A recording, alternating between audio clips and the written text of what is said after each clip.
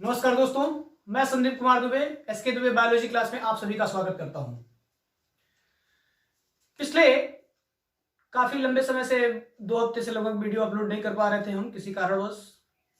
जैसा कि हमने आपसे वादा किया था कि 1 नंबर के क्वेश्चंस और ऑब्जेक्टिव क्वेश्चंस 2 नंबर के क्वेश्चंस को 5 सालों के आंसर पेपर को मैं सॉल्व कराऊंगा, जिसमें मैं आपको 2016 तक बता दिया था। 2020 से लेकर 2016 तक जो लास्ट मेरा बचा हुआ था 2015 का, तो 2016 के कुछ और कुछ 2015 के जो बचे हुए थे उसको मैं आज अपलोड कर रहा हूं। ठीक है, आशा करते हैं कि आप उसको अच्छे से तैयारी करोगे मेरे चैनल के माध्यम से, या फिर ऑफलाइन जो भी आपकी पढ़ाई हुई है उससे भी तैयारी अच्छे से करोगे। ठीक है, आइए देखते हैं कि सबसे पहले उसमें कौन से क्वेश्चंस पूछे गए हैं। पहला क्वेश्चन है,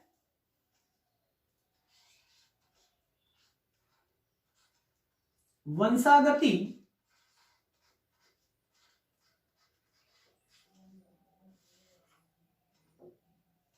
की इकाई होती है या इकाई है। ठीक है, ऑप्शन है आपके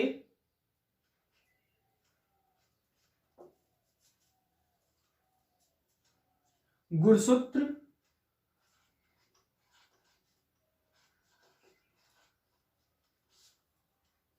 सेकंड ऑप्शन जीन प्रारूप,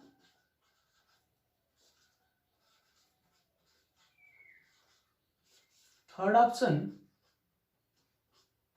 लक्षण प्रारूप,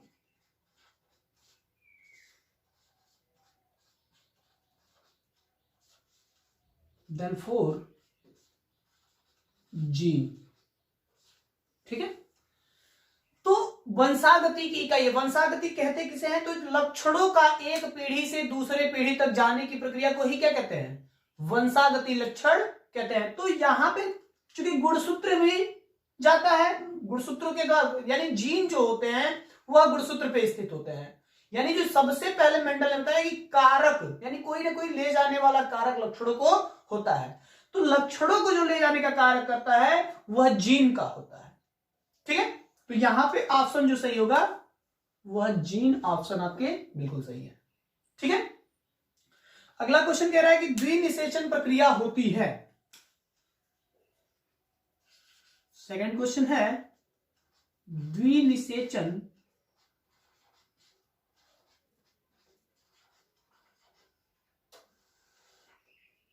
प्रक्रिया होती है।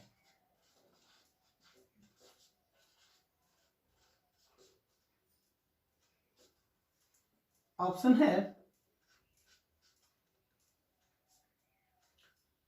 शैवाल,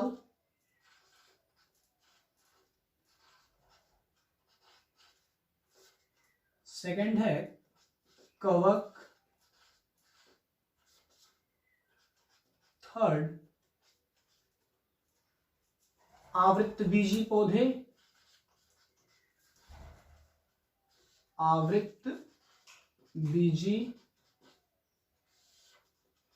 पौधे, फोर्थ ऑप्शन है अनावृतबीजी, अनावृतबीजी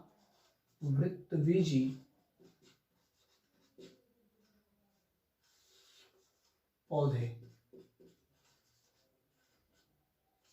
ठीक है, द्विनिषेचन प्रक्रिया यानी डबल फर्टिलाइजेशन किसमें होती है? तो शैवालों में, कवक में और आवृतबीजी, अनावृतबीजी। तो यहां पे देखिए 2n जो क्वेश्चन है आवृतबीजी में होती है, अर्थात लैंगिक जनन, जो पुष्पी पौधों में लैंगिक जनन प्रक्रिया होती है वह आवृतबीजी में होती है, न कि अनावृतबीजी में और कवक और शैवाल में। तो यहां पे ऑप्शन आपके जो सही है वह आवृतबीजी पौधे होंगे।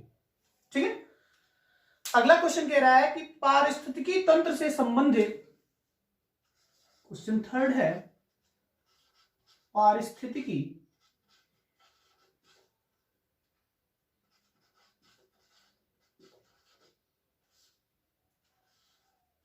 तंत्र से संबंधित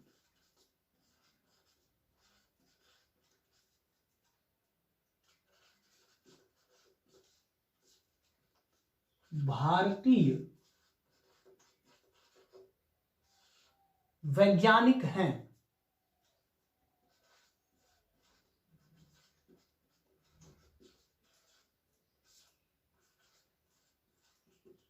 भारतीय वैज्ञानिक हैं। फर्स्ट ऑप्शन है आपके Birbal Sahni,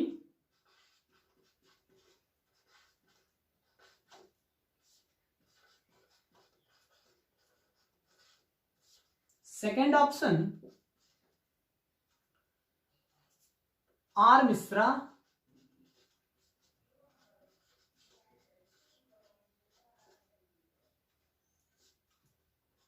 third option Mendel, then four कोई नहीं। ठीक है, तो यहां पे पारिस्थितिकीय तंत्र से संबंधित कौन भारतीय वैज्ञानिक है? तो मेंडल ने तो आनुवंशिकी का कार्य किया था, उन्होंने आनुवंशिकी की खोज की नींव डाली थी, और बिरबल साहनी जो थे वह जीवाश्मिकी की खोज किए थे। भारतीय जीवाश्मिकी का उनको पिता कहा जाता है। तो यहां पे जो ऑप्शन बचा हुआ है वह आर मिश्रा है, और यहां पे आर मिश्रा यानी रामदेव मिश्रा ने, इनका पूरा नाम रामदेव मिश्रा था, उन्होंने पारिस्थितिकी तंत्र की, भारतीय पारिस्थितिकी तंत्र की खोज की थी। तो यहां पे ऑप्शन नंबर सेकंड सही है। अगला क्वेश्चन कह रहा है जीवन का भौतिक आधार है।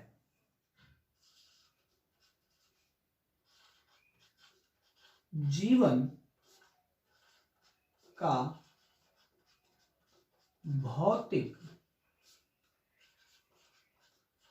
आधार है। ऑप्शन है first option DNA,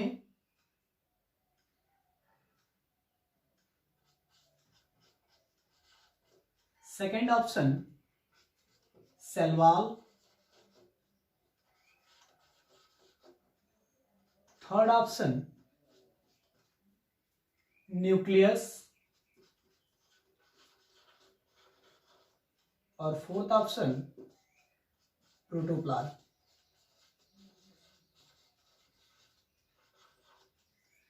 DNA, cell wall कोशिका भित्ति, न्यूक्लियस केंद्रक, और प्रोटोप्लाज्म। तो जीवन की जो सबसे मूल भौतिक आधार होती है वह जीव द्रव्य होती है। वैसे तो कोशिका संरचना क्या होती है? कोशिका संरचनात्मक इकाई होती है, प्रथम संरचनात्मक, लेकिन यहाँ पे कोशिका की बात नहीं है, कोशिका भित्ति की बात हो रही है। तो यहाँ पे जो सबसे पहले बना वह प्रोटोप्लाज्म सही है। ठीक है ना, जीवन का भौतिक आधार। अगला क्वेश्चन कह रहा है कि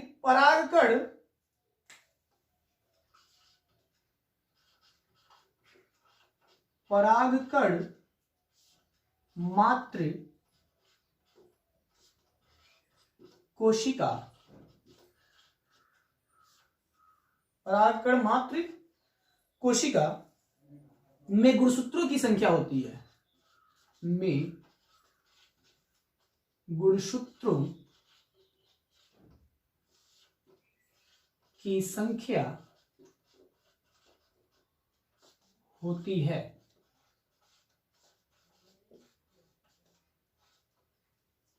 ऑप्शन है अगुणित, अगुणित, सेकंड ऑप्शन द्विगुणित, थर्ड ऑप्शन त्रिगुणित, त्रिगुणित, और लास्ट ऑप्शन जो है बहुगुणित, बहुगुणित। ठीक है, तो यहां पे जो आपको बताया गया कि परागकण मात्र कोशिका में गुणसूत्रों की संख्या होती है, अगुणित का मतलब हैप्लॉइड नंबर n नंबर, द्विगुणित का मतलब डिप्लॉइड 2n नंबर, त्रिगुणित का मतलब 3n की बात हो रही है, और बहुगुणित मतलब उससे अधिक। ठीक है ना। तो यहाँ पे परागकण मातृ कोशिका जो होती है वो 2n में होती है, तभी जाके उसका क्या होता है समसूत्री सॉरी अर्धसूत्री विभाजन के द्वारा n और n में बटित होती है। तो यहाँ पे ऑप्शन जो सही होगा वो द्विगुणित ऑप्शन सही है। अगला क्वेश्चन कह रहा है कि कौन सा रोग विषाणुओं द्वारा नहीं होता है। क्वेश्चन है कौन सा रोग विषाणुओं द्वारा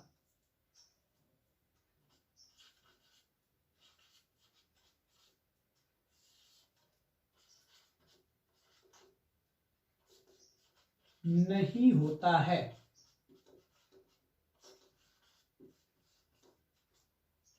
ऑप्शन है पोलियो,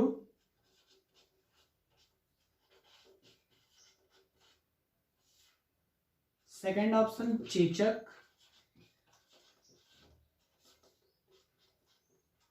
थर्ड ऑप्शन एड्स,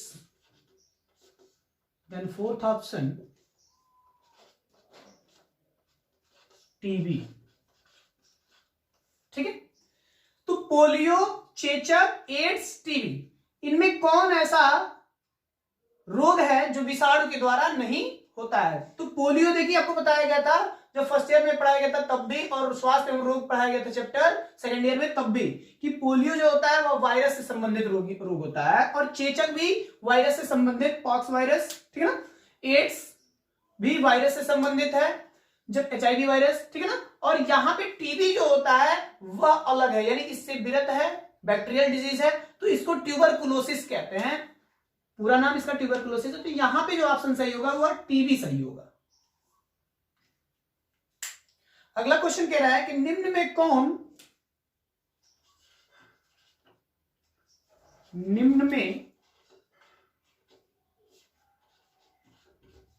कौन वायु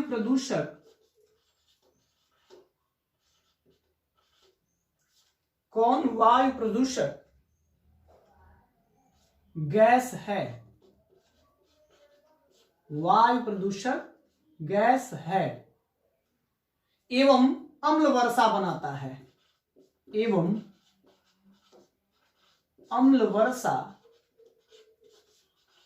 बनाता है। ठीक है। ऑप्शन है oxygen O2, second option SO2, third option hydrogen, then fourth option nitrogen. तो यहां पे देखिए ऑक्सीजन अम्ल वर्षा को तो कार्य करेगा नहीं, हाइड्रोजन यह भी नहीं, नाइट्रोजन यह भी नहीं, क्योंकि यह हमारे लिए सभी के सभी क्या है अति आवश्यक होते हैं। और सल्फर डाइऑक्साइड क्या करता है हाइड्रोजन के साथ क्रिया करके H2SO4 का निर्माण करता है जो अम्ल बनती है। तो वायु प्रदूषक जो सबसे अधिक घातक गैस है वह सल्फर डाइऑक्साइड है और अम्ल का निर्माण भी करती है हाइड्रोजन के साथ मिलकर। ठीक है। अगला क्वेश्चन कह रहा है कि वास्केटोमी प्रक्रिया कराई जाती है।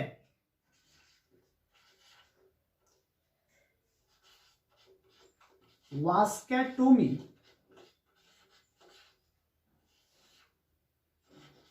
प्रक्रिया कराई जाती है, कराई जाती है। यहीं में आगे ऑप्शन लिख देना है। ऑप्शन पहला पुरुष में, सेकंड ऑप्शन स्त्री में, थर्ड ऑप्शन दोनों में, द लास्ट ऑप्शन किसी में नहीं। ठीक है। वास्केटोमी यानी वासा एफरेंसिया को काट के क्या कर दिया जाता है, पुरुषों में जो वासा एफरेंसिया के बारे में हमने बताया था कि काट के उसको नली को क्या कर देता है, बांध दिया जाता है, तो उसको वास्केटोमी कहते हैं। जबकि स्त्रियों में ट्यूबकेटोमी यानी अंडवाहिनी को काट के बांध दिया जाता है नली को, ठीक है ना। तो ट्यूबकेटोमी स्त्रियों में होती है जबकि वास्केटोमी पुरुषों में कराई जाती है। तो यहां पे ऑप्शन फर्स्ट ऑप्शन सही है।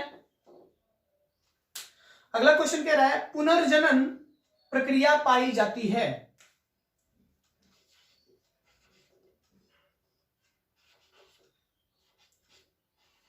पुनर्जनन प्रक्रिया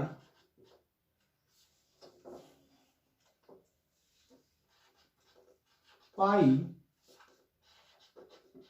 जाती है, ठीक है। यहां पे फर्स्ट ऑप्शन आपके हैं हाइड्रा, सेकंड ऑप्शन छिपकली,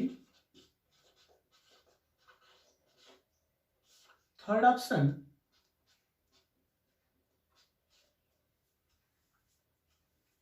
प्लेनेरिया,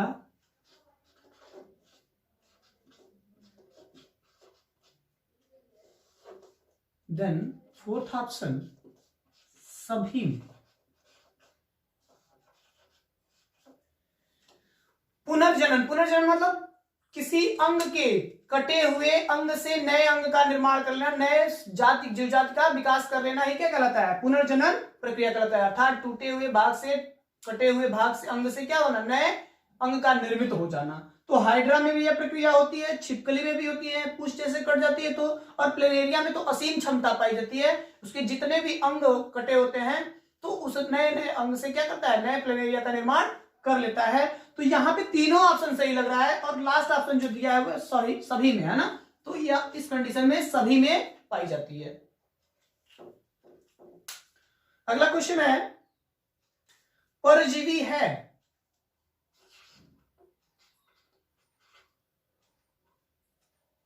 परजीवी है,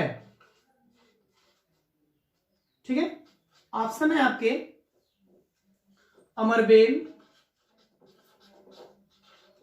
अमरबेल, सेकंड ऑप्शन गोलकृमि, गोलकृमि, थर्ड ऑप्शन दोनों, फोर्थ ऑप्शन कोई नहीं, कोई नहीं। तो यहां पे परजीवी है यानी दूसरे जीव पे वास करने वाला यानी पोषण करने वाला, ठीक है ना। तो अमरबेल भी क्या होता है, पौधों पे एक लपटे के भांति उस पे क्या करता है, अपना जीवन व्यतीत करता है। जबकि गोलकृमि क्या होती है, मनुष्यों में आंत में पाई जाती है। जबकि दोनों ऑप्शन यहाँ पे दिया हुआ है तो मतलब दोनों भी परजीवी हो चुके और कोई नहीं, तो यहां पे दोनों ऑप्शन सही होगा, ठीक है। दोनों वाले ऑप्शन क्या है, सही है। इस तरह से अगला क्वेश्चन कह रहा है कि जनन क्यों आवश्यक होता है। तो सबसे पहले जनन किसे कहते हैं और क्यों आवश्यक होता है। तो जनन क्या होता है, अपने ही स्वरूप संतान की एक नए जीव को जन्म देने की प्रक्रिया को जनन कहते हैं। और क्यों आवश्यक होता है, तो पीढ़ी दर पीढ़ी यानी पृथ्वी पर वंशानुगत प्रक्रिया को चलाए रखने के लिए, जीवन की उत्पत्ति को चलाने के लिए यह आवश्यक होता है। अगला क्वेश्चन कह रहा है शुक्राणु जनन किसे कहते हैं तथा अंडाणु जनन किसे कहते हैं। तो हमने बताया था शुक्राणु जनन और अंडाणु जनन तीसरे चैप्टर में आपको कि मनुष्यों के ऐसी प्रक्रिया, मनुष्यों के वृषण में उपस्थित शुक्रजन नलिका में शुक्राणुओं के जन्म होने की प्रक्रिया को ही क्या कहते हैं, शुक्राणु जनन प्रक्रिया कहते हैं। जबकि मादा के अंडाशय में अंड युग्मकों के जन्म होने की प्रक्रिया को अंड जनन प्रक्रिया कहते हैं। पूछा है डीएनए तथा आरएनए के कार्य बताइए। तो डीएनए क्या करता है, आनुवंशिक पदार्थों को एक पीढ़ी से दूसरी पीढ़ी तक ले जाने का कार्य करता है, ठीक है, तथा जीव की संरचनात्मक प्रोटीन संश्लेषण में भाग लेता है। आरएनए भी क्या करता है, तो राइबोसोम पे स्थित होता है और नए प्रोटीन का निर्माण करने में सहायक होता है। अगला क्वेश्चन कह रहा है कि एटीपी का पूरा नाम बताइए। तो एटीपी का नाम हमने आपको बताया था कि एडिनोसिन ट्राइफॉस्फेट होता है। ठीक है, एक क्वेश्चन पूछा हुआ है कि शुक्राणु में माइटोकॉन्ड्रिया का क्या कार्य होता है। तो जब शुक्राणु की संरचना हम लोग पढ़े थे तो वहां पे बताया गया था आपको कि शुक्राणु में उपस्थित जो 15 से 20 या 12 से 15 जो माइटोकॉन्ड्रिया होती हैं वह एटीपी के रूप में ऊर्जा प्रदान करती हैं, जिससे शुक्राणु सक्रिय रहते हैं और एक पीढ़ी से दूसरे पीढ़ी में अर्थात जनन प्रक्रिया के द्वारा दूसरे संतत तक जाने का कार्य करती हैं, जो शुक्राणुओं को तैरने में भी अर्थात गमन करने में भी सहायता प्रदान करती हैं। ठीक है,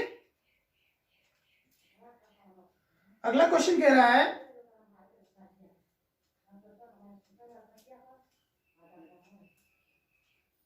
प्रोटीन क्या है।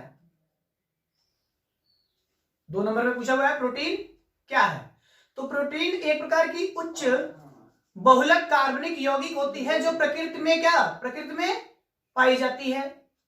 यह सभी जीव जंतुओं तथा पेड़ पौधों में पाई जाती हैं।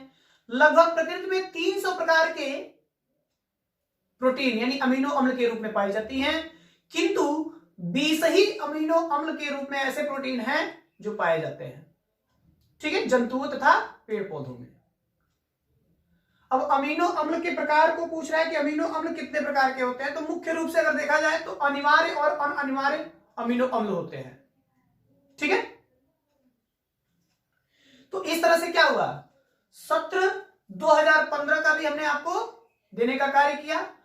अभी आपके जीव विज्ञान के जो पेपर हैं वह करीब 20 मई लगभग, है ना, याद नहीं आ रहा है कंफर्म डेट, लेकिन 8 को आपको हिंदी है, 18 को आपको अंग्रेजी का पेपर देना है, जबकि 20 या 22 में आपको ये पेपर देना है। ठीक है ना, 22। तो आपके पास भी बहुत सारे डेट हैं, लंबे दिन है, समय अंतराल बहुत है। आप अच्छे से तैयारी कर सकते हो जीव विज्ञान की और 85+ ला सकते हो। ठीक है, जो ऑनलाइन आपको बताया गया ऑनलाइन पढ़िए, ऑफलाइन भी हमने क्लास में आपको बताया था तो उसको भी आप देख सकते हैं। आशा करते हैं कि इसकी स्क्रीनशॉट ले लेंगे और अच्छे से तैयारी कर लेंगे। धन्यवाद। अब आगे हम आपको 3 नंबर और 5 नंबर के क्वेश्चंस को सॉल्व कराऊंगा और तत्पश्चात मैं आपको एक नया जो सत्र स्टार्ट करना है बायोलॉजी का वह स्टार्ट करेंगे। ठीक है, धन्यवाद।